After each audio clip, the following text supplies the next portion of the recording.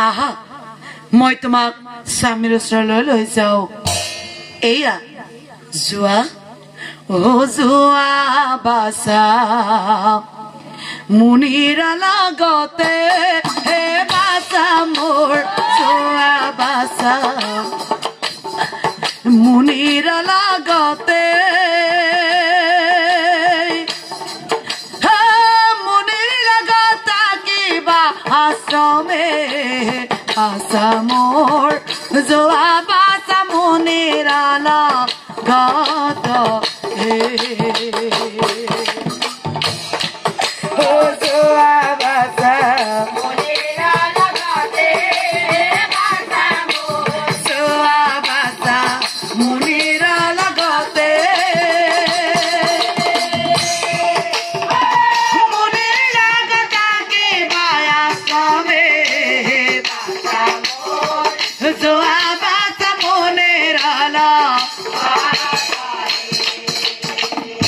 আৰু বাছা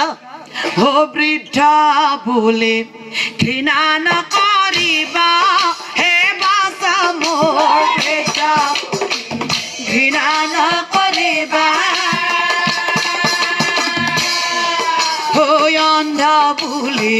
দুখ নকৰিবা হে বাছা মোৰ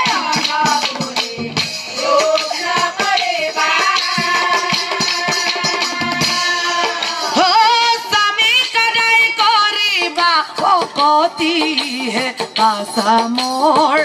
जोआ बासा मोनेर गाता है हो जोआ बासा मोनेर लगाते है बासा मोर जोआ बासा मोनेर लगाते हो मोनेर लगता के बाया समे बासा मोर जोआ बासा मोनेर প্ৰণাম স্বামী প্ৰভু আহক আপোনাক হাতত ধৰি মই আশ্ৰমলৈ লৈ যাওঁ এ স্বামীৰ হাতত ধৰি তাই ওলাই আহিলা সন্ধ্যা সময়ত আশ্ৰম সজ্জাতি ৰজাৰ ছোৱালী সুকন্যা চলাইবলৈ কৌশলে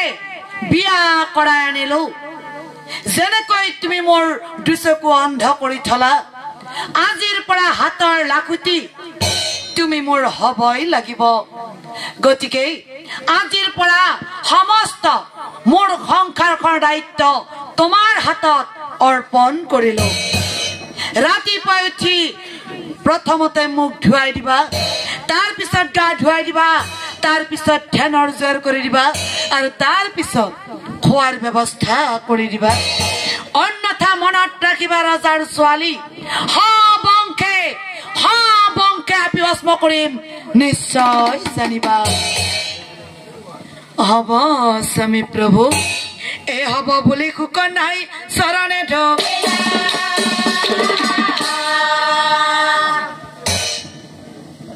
ৰাতিপুৱাই সুকন্যাই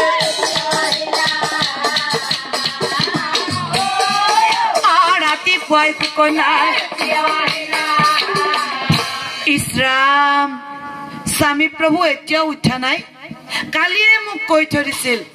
মই হেনো কিবা খাবলৈ দিব লাগিব আশ্ৰমত দেখোন একো নাই স্বামী প্ৰভুৰ কাৰণে কিছু ফল লৈ আহক এই ফল আনো বুলি তাই ওলাই আহিলা খুৰবনৰ মাজত তাই বাহ ইমানবোৰ ফলৰ গছ ইয়াৰ পৰা যদি মই ফল লৈ গৈ স্বামী প্ৰভুক দিওঁ স্বামীয়ে যে কিমান ভাল পাব এইটো লৈ যাওঁ নহয় এইটো লৈ যাওঁ কিন্তু কোনটো ফল খালে মানুহ মৰে কোনটো ফল খালে মানুহ নমৰে সেয়াতো মই নাজানো যদি এই ফল লৈ গৈ স্বামী প্ৰভুক দিওঁ স্বামী মৰি যায় মোৰ গাত বহুত পাপ লাগিব হে প্ৰভু নাজানো কোনটো ফল খালে মানুহ মৰে কোনটো খালে নমৰে আচল পাতি থৈছো কেইটিমান ফল পেলাই দিয়া প্ৰভু মোক কেইটিমান ফল পেলাই দিয়া আৰু চাও হে কেইটিমান ফল আহি আচলত পকিলা ও এইবিলাক ফল খালে মানুহ নমৰে ভালেই হ'ল ফল লৈ কুকন্যা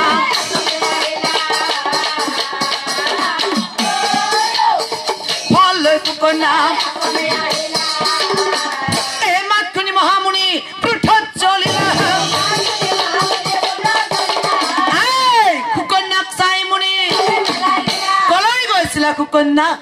কালিয়ে কৈ থৰিছিলো ৰাতিপুৱা উঠি প্ৰথমতে মুখ ধুৱাই দিবা তাৰ পিছত গা ধুৱাই দিবা তাৰ পিছত ধ্যানৰ জল কৰি দিবা তাৰ পিছত খোৱাৰ ব্যৱস্থা কৰিবা দুচকু মোৰ অন্ধ কৰি থলা এতিয়া মোৰ কথা নেমানিবা হে কুকন্যা অভিশাপ দিম নিশ্চয় জানিবা প্ৰভু হে স্বামী প্ৰভু মই আপুনি উঠা নাই বাবে আপোনাৰ বাবেই ফল বিচাৰি গৈছিলো এই ভুল আৰু মই নকৰো মোক অভিশাপ নিদিব স্বামী প্ৰভু মোক অভিশাপ নিদিব হে হব বুলি কুকন্যাই চৰণে ধৰ স্বামীৰ আজ্ঞাতাই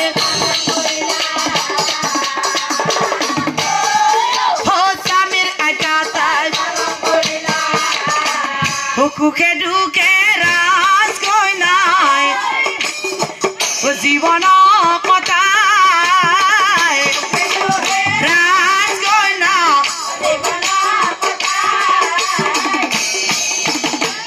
কতদিনে ৰাজকন্যা গৰ্ভৱতী হয় ৰাজকন্যা আৰু সন্তান জন্ম পাবলৈ বেছি দিন এদিনাখন মহামুনি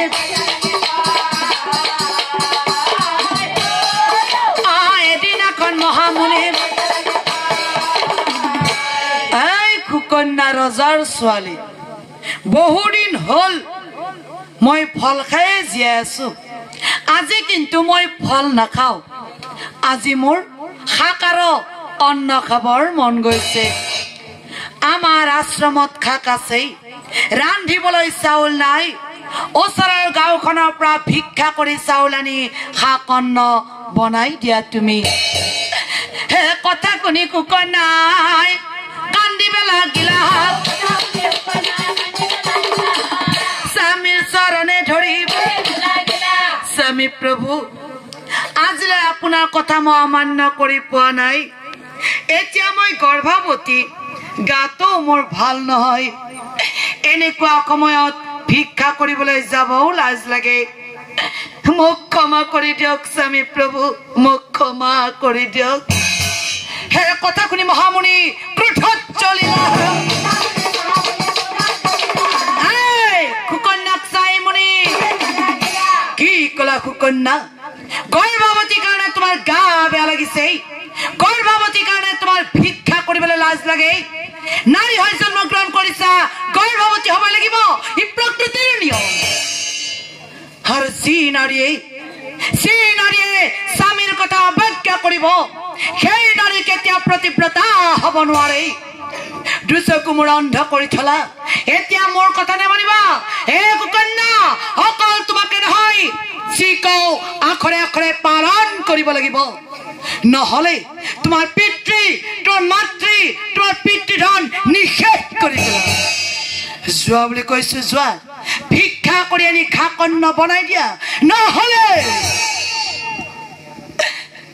যাম স্বামী প্ৰভু মই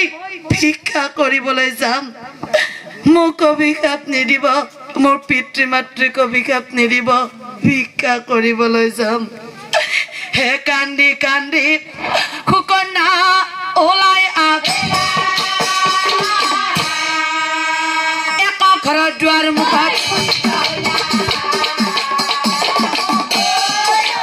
এক ঘৰৰ দুৱাৰ মুখত কোন আছে মই আশ্ৰমৰ পৰা আহিছো ওলাই আহক এ ভিক্ষা লাগে বুলি কয় নাই মাতিব লাগিলা মাত শুনি নাৰী একক ইছৰাম আপুনি এনেকুৱা সময়ত ভিক্ষা কৰিবলৈ আহিছে আপুনি বহক মই আহি আছো এ লৌকাই সৰকৈ দিছো আপুনি পোনে পোনে আশ্ৰমলৈ যাব হেৰি নহয় আই আপুনি যে এনেকুৱা সময়ত ভিক্ষা কৰিবলৈ আহিছে কিয় আপোনাৰ স্বামীয়ে আপোনাক মৰম নকৰে নেকি কৰে আই বহুত মৰম কৰে স্বামীৰ মৰমত সাবুদাবু খাই ভিক্ষা কৰিবলৈ আহিছো আই মই ভিক্ষা কৰিবলৈ আহিছো আই হে চাউলৈ কুকুৰ নাম আশ্ৰমে স্বামী প্ৰভু শাক কন্ন বনাই তাই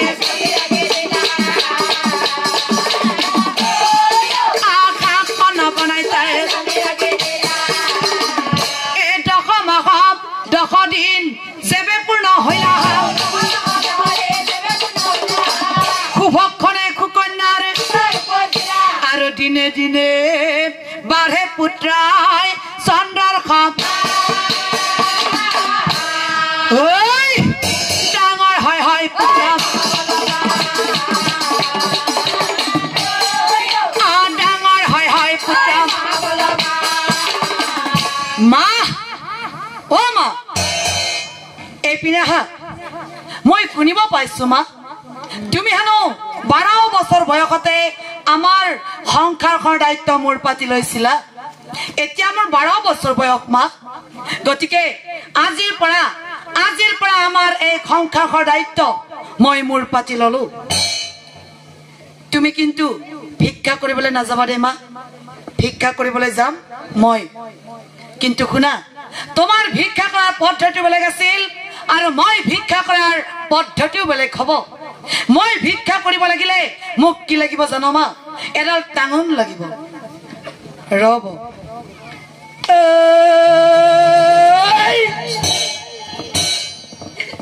প্ৰথম দিন ভিক্ষা কৰিবলৈ যাওঁ মা আশীৰ্বাদ কৰিবা যাতে খালি হাতে উভতি আহিব নালাগে এ টাঙন এডাল লৈ সি বনে বনে ফুৰে প্ৰথম দিন